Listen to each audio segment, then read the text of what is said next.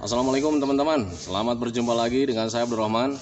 Dan masih tetap di channel Abdurrahman ya. Dan masih tetap juga mengupas tentang seputaran gangguan asam lambung dan anxiety psikosomatis. Nah, bagi teman-teman yang sekarang sudah merasa membaik gitu teman-teman ya, medisnya tidak ada, kayak macam sensasi di lambungnya sudah baik-baik saja, tetapi teman-teman itu masih mengalami sering merasakan kecemasan, sering merasakan tentang gundah gulana, sering merana gitu teman-teman ya, kemudian sering gelisah. Tonton videonya sampai habis, jangan di skip biar kalian itu mudah mengetahuinya teman-teman. Jadi kalian itu tidak berandai-andai, kenapa sih lambung saya udah membaik, kesehatan saya sudah mulai normal lagi, tetapi masih merasakan rasa cemas. Nah itu teman-teman ya, dan sering merasakan gelisah. Nah itu teman-teman ya, kadang kita nyaman nih, tetap ada aja ya itu rasa gundah gulana atau rasa cemas itu tetap hadir. Nah bagi teman-teman yang sekarang merasakan hal seperti itu, tonton videonya sampai habis, jangan di skip biar kalian itu mudah mengerti, mudah paham. Ketika mengerti, kalian tidak berandai-andai yang lain-lain.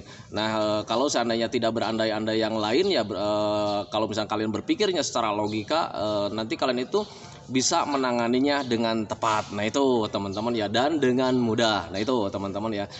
Nah sebetulnya begini teman-teman, ini pengalaman saya ketika medisnya sudah mulai normal gitu teman-teman ya. Jadi sensasi begah, kemudian perut panas, dada panas itu sudah tidak ada. Semuanya misalkan sudah tidak ada, tetapi masih merasakan cemas teman-teman ya. Nah itu jadi sering merasakan cemas, sering merasakan gelisah, kadang tidak nyaman perasaan itu teman-teman ya. Nah itu berarti kalian itu tinggal di perasaan saja teman-teman ya. Karena untuk gangguan asam lambung dan anxiety psikosomatis, namanya juga asam lambung, GERD, anxiety psikosomatis. Nah itu berarti kalian itu dapat dua gangguan teman-teman ya. Yang pertama asam lambung dan GERD itu medisnya, kemudian anxiety dan psikosomatis itu psikisnya teman-teman ya. Nah tetapi kalau misalkan kalian sudah tidak ada yang dirasakan di medisnya, di asam lambungnya sudah normal gitu teman-teman ya, lambungnya sudah nyaman, tetapi kalau misalnya kalian masih mengalami rasa cemas, gelisah, kemudian tidak nyaman perasaan gitu teman-teman ya, nah itu berarti kalian harus menyadari bahwa kalian itu tinggal di perasaan saja gitu teman-teman ya. Nah itu, nah makanya kalau misalnya kalian ingin menangani gangguan perasaan ya, obatnya harus dengan perasaan juga gitu teman-teman ya. Contoh lah, kalau misalnya kalian sekarang lagi merasakan sedih gitu teman-teman ya, karena untuk orang-orang yang terkena gangguan asam lambung dan anxiety psikosomatis, perasaannya itu sangat banyak sekali ya. Sedihnya ada, kemudian sering meratapinya juga ada ya. Kadang sering emosinya itu tidak stabil teman-teman ya. Kadang kalau lagi pengen marah, kalau misalnya pengen nangis. Nah itu teman-teman ya. Nah itu, nah sekarang kalau misalnya kalian sedang merasakan sedih, kalian harus berpikir logika lah. Kalian harus berpikir wajar gitu teman-teman, biar kalian itu tidak berandai-andai terhadap obat, berandai-andai terhadap herbal gitu teman-teman ya. Yang namanya kesedihan, wajarnya kita itu kalau misalkan mau menangani ya dengan bahagia teman-teman ya. Obat sedih adalah bahagia, cuman itu saja sih sebetulnya. Nah itu teman-teman ya. Nah sekarang pengen mengobati gundah gulana misalkan gitu ya teman-teman ya. Kalian tuh selalu merana gitu, meratapi nasib. Ya sudah, jangan pernah meratapi nasib gitu teman-teman ya. Kalian harus mencari kebahagiaan teman-teman ya. Cari hiburan-hiburan atau misalkan kegiatan-kegiatan yang menyenangkan gitu teman-teman, biar kalian itu tidak terlalu merana teman-teman. Dan biasanya orang yang merana itu biasanya ada pemicunya ya. Kalau seandainya kalian lagi sendirian gitu teman-teman, nah itu jadi ketika sendirian kita selalu membayang-bayang hal-hal yang lain-lain, kayak macam kenapa nih sakitnya agak lama, kenapa sih ini sulit sekali sembuh gitu teman-teman ya. Tanpa disadari itu menjadi merana buat kalian teman-teman, itu menjadi ratapan buat kalian, dan itu harus dihentikan biar kalian itu cepat membaik teman-teman ya. Belajarlah masa bodoh, kalian itu harus nerima. Kalian harus belajar menerima bahwa kalian itu sekarang itu sudah terganggu perasaannya teman-teman ya. Dan perasaan itu diobatinya dengan perasaan juga. Perasaan sedih obatnya perasaan senang gitu teman-teman. Perasaan marah obatnya ya harus tenang. Nah itu teman-teman, berpikir logikanya ke sana, berpikir wajarnya ke sana. Jangan kalian berandai-andai selalu berasumsi yang lain-lain, jangan ya. Nah itu teman-teman, biar kalian itu cepat membaik teman-teman ya. Karena saya juga dulu begitulah. Jadi ketika saya sedih gitu teman-teman ya, selalu meratapi gitu, itu akan lama pulihnya teman-teman ya. Nah itu, nah makanya kenapa saya selalu menyampaikan sama teman-teman, kenapa saya itu selalu memotivasi teman-teman biar kalian itu tidak mencontoh saya teman-teman ya.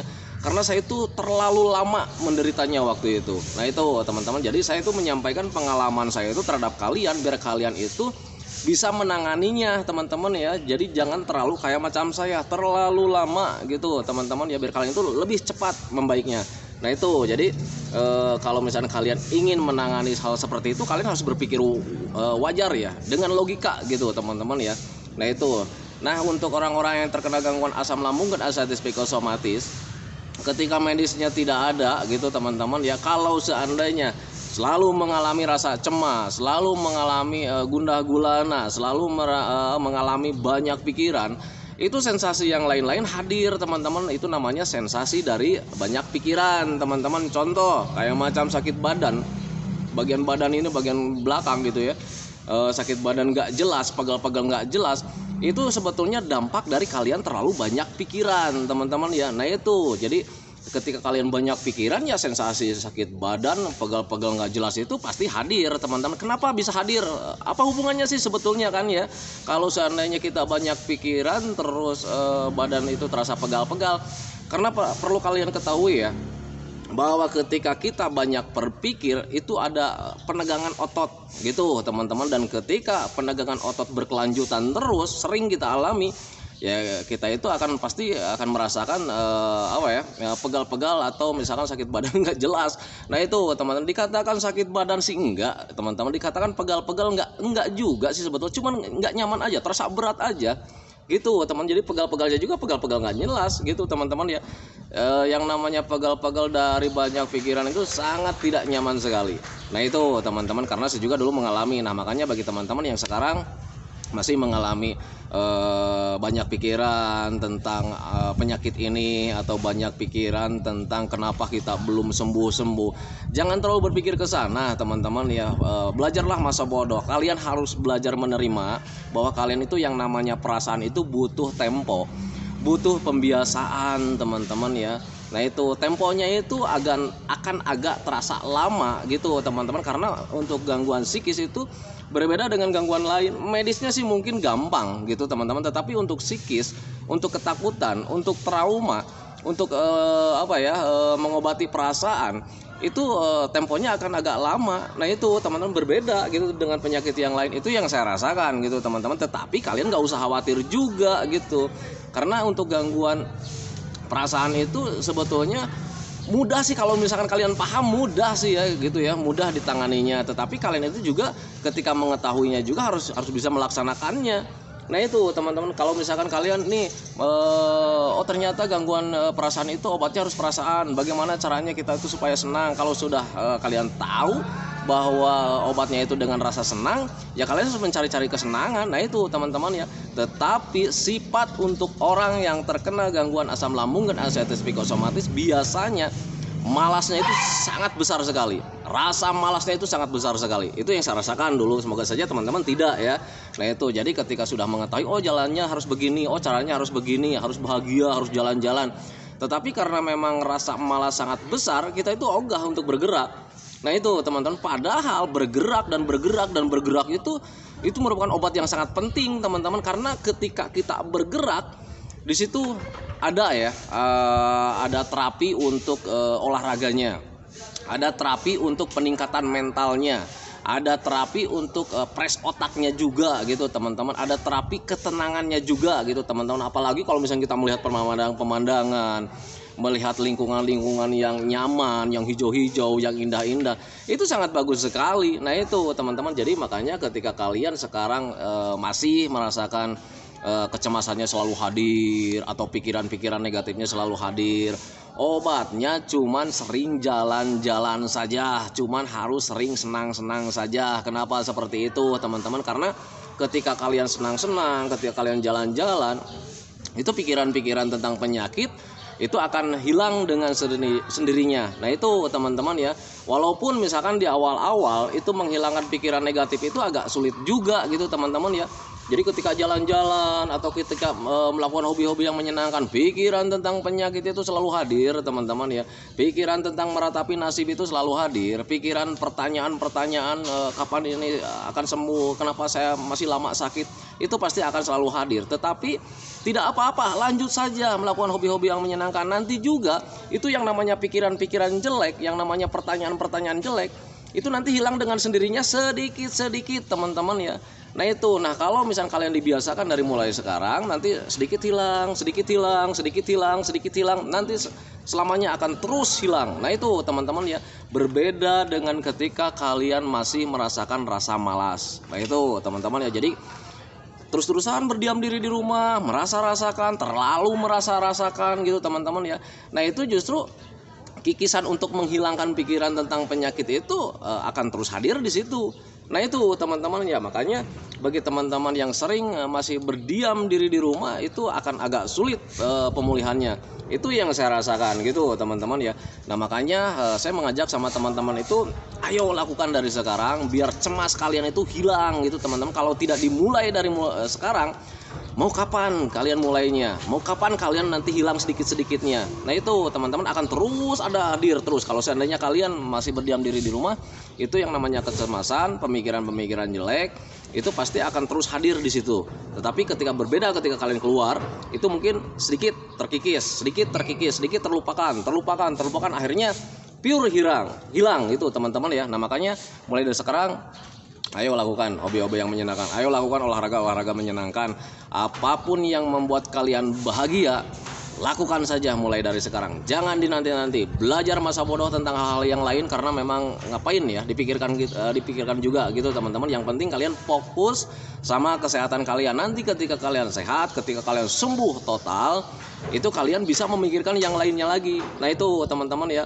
Kayak macam penilaian orang tentang kita itu kalian jangan dihiraukan teman-teman ya. Belajar masa bodoh, nanti ketika kalian sudah sehat baru ambil ya orangnya. Wah si itu tuh orangnya nih, misalkannya ada ngomongin misal si itu tuh orangnya sakit kelamaan lebay katanya gitu, jangan dihiraukan teman-teman. Nanti ketika kalian sehat gitu datengin lagi orangnya, ngapain lo dulu bilang gitu dulu saya memang sakit, nggak percaya, saya doain kamu sakit kayak macam begitu. Nah itu teman-teman ya, itu jampai saya sih sebetulnya dulu gitu. Jadi ketika ada penilaian tentang orang itu memang di awal-awal kalau belum menerima, belum belajar masa bodoh ya kena juga sih hatinya. Jangankan ngomongin jelek teman-teman ya, ada orang yang bilang kita sebenarnya juga kita itu sakit hati dan perasaannya itu hancur teman-teman ya. Kalau lagi nongkrong misal duduk begini, ada orang lewat, "Pak sehat, kok badannya sekarang tambah kurus," gitu kan ya. Itu hancur, hati kita itu hancur, pikiran kita itu melayang kemana-mana gitu teman-teman. Waduh, ini orang-orang juga sudah melihat saya itu sudah kurusan, jangan-jangan kita itu nyawanya nggak lama lagi, hidup kita nggak lama lagi, seperti itu teman-teman. Makanya ketika kalian dapat stigma dari orang lain, belajarlah masa bodoh teman-teman ya, belajarlah masa bodoh ya. Toh kita itu sudah tahu bahwa gangguan asam lambung dan ascites psikosomatis ini tidak berbahaya sama sekali tidak berbahaya. Apalagi nih kemarin itu saya kedatangan tamu dari Soreang, Ibu Indah, istrinya Pak Asep ya. Dari Soreang itu kemarin itu saya tidak sempat bikin video karena kedatangan Bu Indah. Bu Indah itu katanya medisnya sudah normal gitu teman-teman, tapi masih mempunyai perasaan tentang cemasnya masih hadir. Apalagi yang paling dominan itu yang dia pertanyakan ke saya itu, "Pak, untuk asam lambung dan ascites psikosomatis itu apakah bisa menyebabkan gila?" katanya gitu ya. Nah itu teman-teman ya.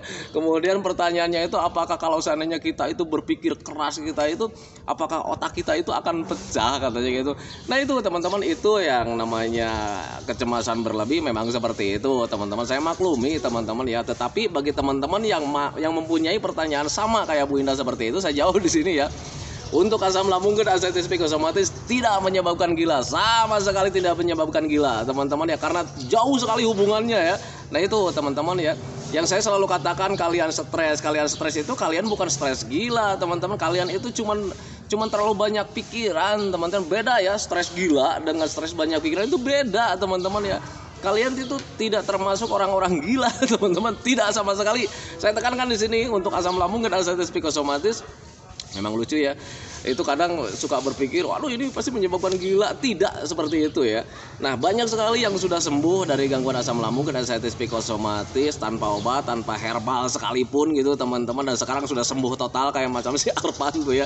Itu sudah sembuh total dan bahkan sekarang itu dia tuh sudah mulai membantu saya ya. Kemarin ada Bu Indah kesini dibantu juga sama dia, memberikan keterangan, memberikan penjelasan, memberikan sharing gitu teman-teman ya. Nah itu, jadi kalian tuh nggak usah khawatir ya, banyak sekali yang sudah sembuh. Lihat aja di kolom komentar, banyak sekali orang-orang yang sudah sembuh dari gangguan asam lambung dan anestesi psikosomatis dan sekarang itu sudah normal gitu teman-teman ya. Tetapi mereka itu selalu hadir di video-video saya. Kenapa seperti itu? Karena saya itu selalu menyarankan sama teman-teman yang sudah sembuh total itu saling berbagi informasi teman-teman ya. Jadi jadikanlah gangguan asam lambung dan anestesi psikosomatis ini menjadi lahan ibadah buat kita semua. Nah itu tujuannya seperti itu, makanya mereka yang sudah sehat juga sering hadir Pak katanya gitu. Kadang ada yang menjawab, saya bantu jawab ya. Nah itu sebetulnya orang-orang yang sudah sehat teman-teman ya. Nah itu makanya kalian gak usah heran kenapa di video saya itu banyak sekali yang sembuh tetapi masih selalu hadir di kolom komentar, yaitu ya untuk membantu teman-teman kita atau membantu kalian juga yang belum membaik dari gangguan asam lambung dan anestesi psikosomatis. Jadikanlah channel ini menjadi lahan ibadah buat kita semua teman-teman ya. Nah itu, jadi kemarin itu banyak sekali yang sudah mulai membaik, kadang di WA juga. Nah di bulan ini teman-teman ya, di bulan ini itu kemarin itu cuma 7 orang kalau nggak salah, tetapi di bulan depannya sekarang itu sudah ada 25 orang yang mau saya keluarkan dari WA saya gitu teman-teman, karena sudah mulai normal lagi alhamdulillah teman-teman ya. Dan mungkin di bulan depannya itu saya akan memasukkan lagi nomor WA yang baru untuk sharing gitu teman-teman ya. Nah bagi teman-teman yang ingin masuk, kok saya ini udah lama nih daftar nih Pak untuk sharing katanya gitu, tapi belum masuk juga, sabar saja karena daftar tunggunya itu sangat banyak sekali. Tetapi kalau misalnya kalian belum masuk juga, kalian nggak usah khawatir teman-teman. Kalian cukup nonton video saya aja seperti ini. Dan sebetulnya untuk gangguan asam ini tanpa nonton video, tanpa sharing juga kalian bakalan sembuh sih ya. Nah itu teman-teman ya, jujur itu bakalan sembuh. Makanya kalian tuh nggak usah khawatir ketika belum masuk di daftaran sharing dengan saya gitu teman-teman ya. Nah kalian cukup menonton saja video-video saya, pahami saja tentang gangguan asam lambung dan anestesi psikosomatis itu seperti apa, biar kalian itu nanti mudah menanganinya teman-teman ya, biar kalian itu cepat pemulihannya. Nah itu teman-teman ya. Dan ada juga nih kemarin yang bertanya, dia itu datang ke rumah, sudah tahu ngobrol panjang lebar sama dia tentang gangguan asam lambung dan anestesi psikosomatis, cara menangani saya seperti apa, ujung-ujungnya dia masih bertanya juga tentang obat.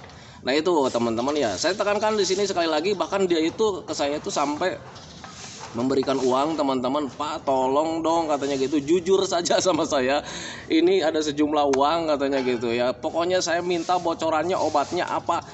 Saya tersenyum ya, ini berarti si bapak ini dari awal sampai akhir itu ngobrol nggak perhatikan, saya bilang gitu. Makanya waktu itu saya sampaikan, saya itu tidak menjual obat Pak, saya bilang saya tidak menjual herbal, saya itu pure menangani gangguan asam lambung dan anestesi psikosomatis ini tanpa obat, tanpa herbal, secara alami saja, cuman memahami saja.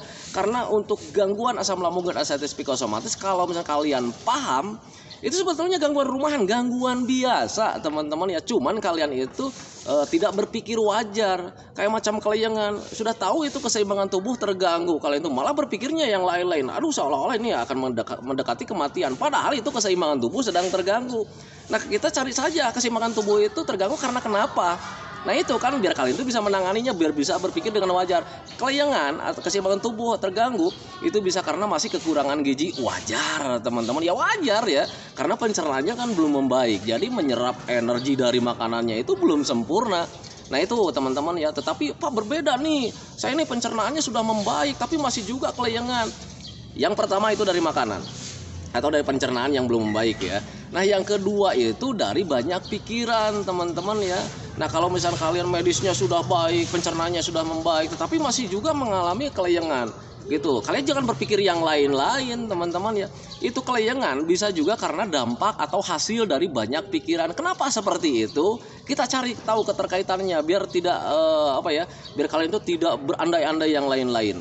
Nah, biasanya untuk banyak pikiran itu bisa menguras energi dengan cepat. Kalau seandainya energi kita hilang dengan cepat karena banyak pikiran, sudah barang tentu keseimbangan tubuh kita juga terganggu. Nah, itu teman-teman akhirnya ya kelayangan kayak macam oleng. Kalau misalkan lagi lagi miring ke kiri pengennya itu gitu ya, lagi miring ke kanan, kalau lagi miring ke depan kayaknya kita mau jatuh. Nah itu teman-teman ya, itu untuk asam lambung dan anxiety psikosomatis. Makanya berpikir wajar gitu teman-teman, berpikir secara logika. Kalau misalnya kalian berpikir wajar, berpikir secara logika, kalian tidak akan merindu-rindukan obat, kalian tidak akan merindu-rindukan herbal. Nah itu teman-teman, karena untuk gangguan asam lambung dan anxiety psikosomatis sebetulnya alangkah baiknya kalian tidak memakai obat. Nah itu teman-teman ya, itu yang saya rasakan gitu teman-teman ya. Dan kalau seandainya kalian bertanya sama dokter juga silakan. Kalau seandainya itu namanya obat lambung, itu kalian hanya bisa dikonsumsi itu hanya beberapa waktu saja. Kalau terus-terusan dikonsumsi kalian itu ya nggak boleh juga gitu teman-teman ya. Kalau misalkan informasi saya salah, silakan tanyakan ke dokter. Dokter lebih tahu. Nah itu teman-teman ya, karena untuk stigma seperti itu pun juga itu keluarnya dari dokter juga gitu teman-teman ya. Yang namanya obat lambung itu kenapa tidak dikonsumsi secara terus-menerus gitu teman-teman. Hanya durasinya itu hanya beberapa waktu saja. Hanya sekitar 1 bulan 2 bulan saja teman-teman ya. Tetapi kalau misalnya lebih daripada itu kalian nggak usah konsumsi juga gitu teman-teman. Kenapa seperti itu? Obat asam lambung itu bisa membantu menetralkan asam lambung teman-teman ya. Jadi keasamannya asam lambung kita itu dinetralkan oleh obat asam lambung. Nah sementara kita makan itu butuh keasamannya asam lambung. Jadi kalau seandainya terus netral terus, mau sampai kapan kalian mencerna dengan baiknya teman-teman? Karena ketika netral terus ya mencernanya juga tidak akan normal teman-teman ya. Itu berpikir logikanya seperti itu. Nah itu teman-teman ya, nah makanya ketika kalian sudah yang begitu lama mengkonsumsi obat-obat lambung, alangkah baiknya kalian hentikan saja menurut saya gitu teman-teman ya. Tetapi itu terserah kalian sih ya, karena saya juga karena bukan dokter, saya bukan ahli hipnoterapi, saya bukan ahli penyakit dalam, tetapi saya itu hanya orang yang pernah mengalami gangguan asam lambung dan anxiety psikosomatis selang beberapa tahun. Dan saya juga waktu itu melakukannya seperti itu. Ketika setelah 2 bulan tidak ada perbaikan teman-teman ya, makanya saya hentikan teman-teman, karena akan terasa percuma kalau seandainya mengkonsumsi obat-obatan atau herbal tetapi tidak membaik, mau ngapain gitu teman-teman ya. Nah tetapi kalau misalnya kalian ingin membaik ya kalian pelajari saja dulu keterkaitannya seperti apa untuk sensasi yang sekarang kalian rasakan. Nah itu teman-teman ya, nah itu jadi pahami saja ke sana. Nah kayak macam sekarang orang-orang yang terkena gangguan asam lambung dan anxiety psikosomatis, ketika sensasi medisnya sudah tidak ada, asam lambungnya sudah mulai normal, sudah nyaman, tetapi masih mengalami ketakutan atau mengalami kecemasan, berarti kalian pure itu hanya gangguan perasaan saja. Medisnya mungkin kalian sudah sembuh, tetapi untuk gangguan psikisnya mungkin kalian masih ada gitu teman-teman ya. Tetapi kalian nggak usah heran, kalian juga nggak usah dicemaskan teman-teman ya. Yang namanya gangguan perasaan itu butuh tempo, butuh waktu gitu teman-teman, butuh pembiasaan. Yang namanya perasaan itu mengobatinya, menanganinya itu hanya dengan membiasakan saja, melatih lagi. Yang namanya ketakutan harus dilatih, yang namanya cemas harus ditanamkan dalam pikiran bahwa semua itu tidak akan terjadi apa-apa, karena memang akan membaik, Nah itu teman-teman, jadi langkah yang harus kalian lakukan itu sebetulnya cuma berdoa, kemudian makan, minum, olahraga, jalan-jalan, kemudian mencari-cari kebahagiaan, biar kalian itu lupa tentang yang namanya cemas, lupa tentang pikiran-pikiran negatif. Karena untuk rasa cemas itu biasanya hadirnya itu dari pemikiran-pemikiran yang negatif teman-teman. Selalu berpikir yang lain-lain, waduh jangan-jangan ini nantinya akan begini, jangan-jangan nantinya akan begitu. Nah itu teman-teman ya, itu yang mengganggu kalian, sehingga pemikiran-pemikiran itu menjadi ketakutan tersendiri, ketakutan terus kita alami, akhirnya menjadi cemas tersendiri. Nah itu teman-teman ya. Nah itu teman-teman ya, video dari saya, semoga saja videonya itu menjadi wasilah buat kalian. Bagi teman-teman yang sekarang belum membaik, kemudian sering berdiam diri di rumah, Ayo lakukan jalan-jalan, ayo lakukan senang-senang teman-teman ya. Gangguan ini menyuruh kalian itu untuk hidup teratur, kemudian menyuruh kalian itu bahagia teman-teman. Itu sepengalaman saya sih ya, itu sepengetahuan saya. Jadi gangguan ini tidak butuh obat, tidak butuh herbal teman-teman ya, menurut saya, pengalaman saya pribadi gitu teman-teman ya.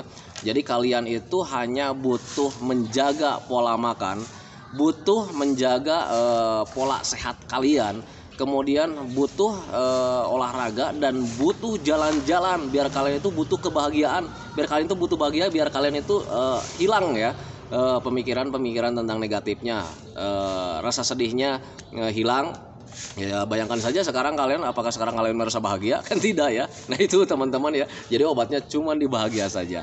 Nah itu teman-teman ya, hentikan videonya teman-teman. Oh ya, sebelum saya akhiri, mohon videonya itu di subscribe dulu, karena untuk subscribe itu tidak memerlukan biaya, subscribe itu tidak memerlukan pendaftaran.